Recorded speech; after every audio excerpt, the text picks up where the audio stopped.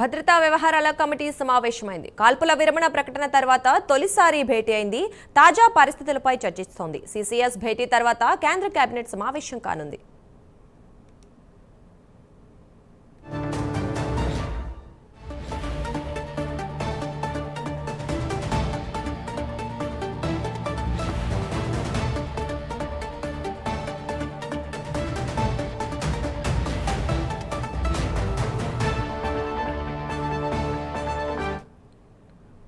ఇక ఈ విషయం గురించి మరింత సమాచారం మా ఇన్పుట్ ఎడిటర్ రాజేందర్ లైవ్ లో అందిస్తారు.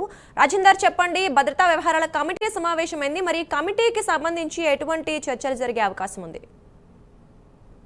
ఏదైతే ఆపరేషన్ సింధూర్ తర్వాత జరిగిన పరిణామాలు మొత్తం కూడా ఇవాళ జాతీయ భద్రతా వ్యవహారాల కమిటీ ఇవాళ భేటీలో చర్చించే అవకాశం మనకు కనిపిస్తుంది. ఎందుకంటే ప్రధానంగా కాల్పుల విరమణ ఒప్పందం రెండు దేశాలు సంబంధించి ప్రకటించిన తర్వాత కూడా గత 2-3 రోజులుగా పాక్ కవ్వింపు చర్యలో పాల్పడుతుంది. ఏదైతే మన సరిహద్దు నియంత్రణ రేఖ వెంబడి ఉన్నట్టు జిల్లాలో టార్గెట్గా పాక్ డ్రోన్లని ఇప్పటికీ ఇంకా మన వైపు పంపిస్తున్న నేపథ్యంలో మన బలగాలు వాటిని సమర్థవంతంగా గగనతలంలో తిప్పికొడుతున్న నేపథ్యం. ఈ నేపథ్యంలోనే మనం ఆవేశం తొందరపడకుండా ఆచితూచి మన కేంద్ర ప్రభుత్వం కానీ భద్రతా బలగాలు కానీ ఈ విషయంలో వ్యవహరిస్తున్న నేపథ్యంలో తదుపరి పరిణామాలు ఏం జరగబోతున్నాయి. ఎందుకంటే హాట్లైన్ చర్చలు మన జరిగినా కానీ సంపూర్ణంగా కాకపోవడంతో మరోసారి వాటి మీద ఏ విధంగా ఒకవేళ చర్చించాలనే అంశంతో పాటు భద్రతా పరంగా త్రివిధ దళాధికారులు కూడా ఏ విధంగా వ్యూహరచన ఉండదు. ఎందుకంటే ప్రధానమంత్రి నరేంద్ర మోడీ మొత్తం కూడా ఈ సంబంధించి త్రివిధ అధికారులకే పూర్తిగా వారికి స్వేచ్ఛ ఇచ్చే నేపథ్యంలో నెక్స్ట్ ఏం చేయబోతున్నారు, ఒకవేళ పాకిస్తాన్ కవ్వింపు చర్యలో పాల్పడుతున్నా కానీ మనం ఏ విధంగా వ్యూహరచన, ఏ విధంగా వాటిని సమర్థవంతంగా తిప్పుకొడుతున్నా అనే అంశాలతో పాటు ఇంకా నెక్స్ట్ ఏ విధంగా మనం అప్రమత్తంగా ఉండాలి అనేటువంటి అంశం మీద ఇవాళ ఈ సమావేశంలో కీలకంగా చర్చించే అవకాశం మనకు కనిపిస్తుంది. భద్రతా ఈ సమావేశంలో త్రివిధ దళాధికారులు కూడా దీంట్లో పాల్గొన్న నేపథ్యంలో నేవీ పరంగా, వాయు పరంగా, ఆర్మీ పరంగా ఎలాంటి చర్యలు తీసుకోవాలో, ఒకవేళ ఈ ఆపరేషన్ సింధూర్ ఇంకా ముగియలేదని చెప్పేసి ప్రధానమంత్రి అదేవిధంగా రక్షణ దళాలు కూడా చెప్పే నేపథ్యంలో ఏ విధంగా కొనసాగించాలి, పాకిస్తాన్ కవ్వింపు చర్యలకు ధీటుగా ఏ విధంగా జవాబు చెప్పాలనే అంశం మీద ఈ సమావేశంలో చర్చించి నిర్ణయాలు తీసుకునే అవకాశం మనకు కనిపిస్తుంది.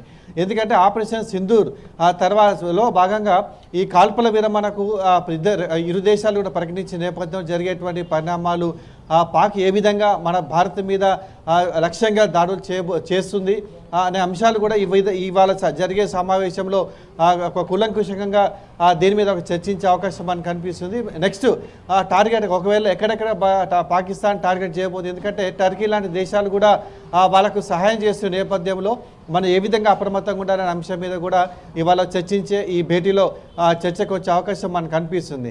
ఇప్పటికే భద్రతా పరంగా మనం తీసుకున్న చర్యలు మొత్తం కూడా అటు త్రివిధ దళాధికారులు మొత్తం కూడా వివరించారు. అదేవిధంగా రాజ్నాథ్ సింగ్, అదేవిధంగా ప్రధానమంత్రి కూడా దేశ ప్రజలకు కూడా ఇప్పటికే వివరించే నేపథ్యంలో మనం అప్రమత్తంగా ఉన్నాం, ఇంకా ఉంటాం, ఖచ్చితంగా ఉంటాం, అప్రమత్తంగానే ఉంటాం.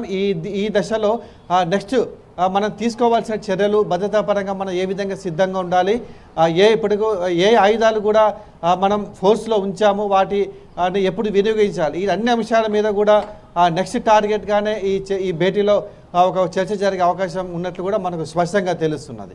రైట్ రాజేందర్, అయితే మనం చూసామంటే పాక్ చేసిన ప్రతి దాడిని భారత్ సమర్థవంతంగా తిప్పికొట్టింది, కానీ అంటే వాళ్ళు సామాన్య ప్రజల్ని టార్గెట్ చేశారు. ఈ నేపథ్యంలో మరి సామాన్య ప్రజల ఇళ్లకు కావచ్చు, వాళ్ళ ప్లేసులకు సంబంధించి మరొకసారి ఇలాంటి దాడి జరగకుండా ఉండేలా ఏమైనా నిర్ణయాలు తీసుకునే అవకాశం ఉందా?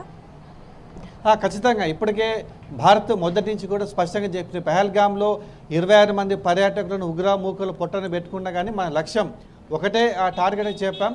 మా లక్ష్యం ఉగ్రమూకలు, ఉగ్ర శిబిరాలు తప్ప పాక్లో ఉన్నటువంటి ప్రజలు కానీ ఆర్మీ స్థావరాలు కాదని మనం చెప్పినాం. ఆ విధంగానే మన బలగాలు కూడా మెరుపు దాడులు నిర్వహించాయి. దాని రుచి కూడా వాళ్ళు చూపించారు. ఈ నేపథ్యంలోనే వారు ప్రతిగా టార్గెట్గా గ్రామాలు, అంటే నియంత్రణ రేఖ వెంబడి ఉన్నటువంటి గ్రామాలు కానీ, సరిహద్దు ప్రాంతాల్లో ఉన్నటువంటి గ్రామాలు కానీ, ప్రజలు కానీ, చిన్నపిల్లల టార్గెట్గానే వాళ్ళు దాడులు చేస్తున్నారు.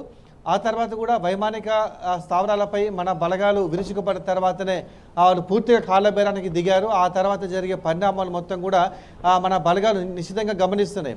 అయినా కాల్పుల విరమణ ప్రకటించినా కానీ మళ్ళీ కవ్వింపు చర్యలో పాల్పడుతూ డ్రోన్లతో దాడులు చేసే ప్రయత్నం చేయడంతో మన బలగాలు వాటిని తిప్పికొట్టాయి.